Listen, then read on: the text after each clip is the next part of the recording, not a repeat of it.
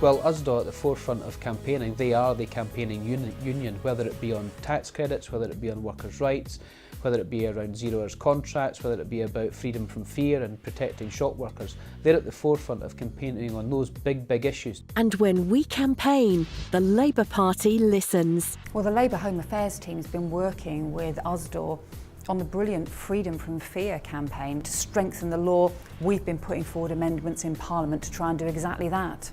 The campaign to introduce legislation that would make it a specific offence to assault a shop worker was led by the then Shadow Police Minister, David Hanson, a lifelong Usdaw member. I discussed with John Hannett and with people from Usdaw about how we could raise that in Parliament. And when the time came, we had a bill, which was a government bill, antisocial behaviour bill, in the House of Commons. And I tabled an amendment which tried to put the Freedom from Fear campaign into a proper legislation so that people could have the protection they deserve. The Conservatives rejected David's amendment, so the next stage was to work closely with Labour peers to try to get an amendment passed in the Lords. This amendment was tabled by Lord Fowkes. I must say it's been a treat working with Usdaw. I wouldn't have been able to put forward that amendment. I wouldn't have been able to speak to it. I wouldn't have been able to press it without the support from Usdaw. There were 120,000 attacks against retail staff. Usdaw didn't just give me the statistics and the argument, they gave me specific examples which I quoted. After her attack, she described how she had, and I quote, no end of sickness because of the stress. I was told by some of my colleagues in the House of Lords that these examples helped to persuade them that it was an argument and an issue that ought to be pursued. Such was the strength of Usdaw's argument that the government agreed to discuss the issue with the CPS, but voted against the amendment.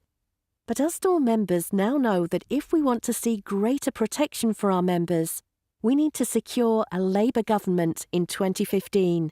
We've got a look at, in the first 2 years of any future Labour government, what we would do. And there will be undoubtedly a criminal justice policing bill in that Parliament. And I think this is certainly an issue that we've pressed. The Labour Party doesn't table things in opposition that it isn't going to do in government. So I think we've shown a real commitment to this. And I hope Usdaw members are proud of the fact their Labour MPs have done this in Parliament for them.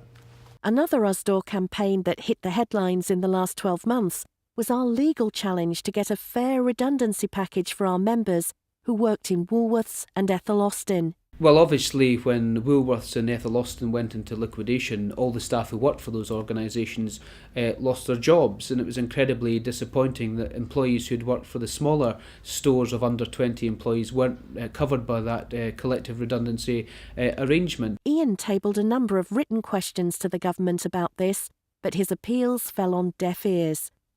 So Usdaw decided the only course of action was to take the issue to the Employment Appeals Tribunal, who found in our favour.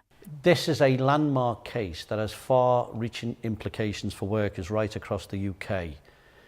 It's about fairness, it's about justice. But despite losing the argument, the coalition refused to accept the decision of the court.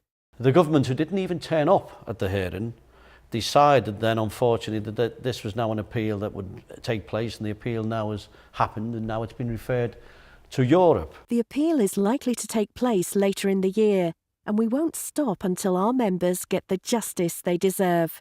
If it's based on fairness and justice, we will win. Of course, I can't predict that. What I can say is we'll make the case strongly, we'll make it in an articulate way, and hopefully the right will be on our side. We'll never stop pushing for laws and policies to make life better for our members. We give our members a voice, and when we speak, Labour listens, which is what happened when we brought several Usdaw members to Parliament to tell MPs how the bedroom tax was affecting them.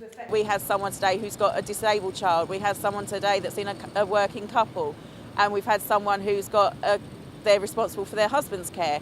So someone has to have a voice, and some people just can't do it for themselves, so that's why I thought, well, I'll do it for the single mums. Our members' powerful personal testimonies helped convince Labour to make a commitment to abolish the bedroom tax when they get into government.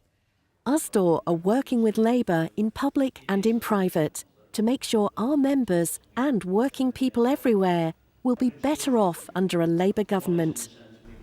Well, right from the top, working with John Hannett on some of these campaigns, or on some practical policies, like we've got a group that are looking at the universal credit to see what Labour are going to inherit in 2015 and how we can ensure that it works better. We've got someone from Usdaw sitting on that committee helping us ensure that that policy works for Usdaw members and works for the country as a whole. So Usdaw are involved in the real nitty-gritty of the policy making process, and that's so important because Labour are determined to get our policies right for ordinary working people. Having Usdaw at the table makes a huge difference in ensuring that that will happen.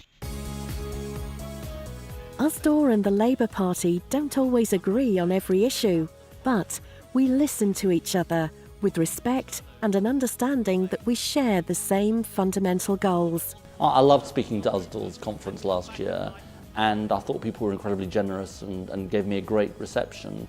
And I think it shows the bond between the Labour Party and Usdaw. Usdaw is a great campaigning union. It was a great campaigning union when we were in government. It's been a great campaigning union with us in opposition, and I know it will be again back in government. And Usdaw is always in touch with the bread and butter issues that people face, what is actually happening to people in the workplace, what is actually happening to people in their own lives. That's where the Labour Party is, on the cost of living crisis, talking about how we're going to tackle it, and I look forward to campaigning with Usdaw together over the next 16 months.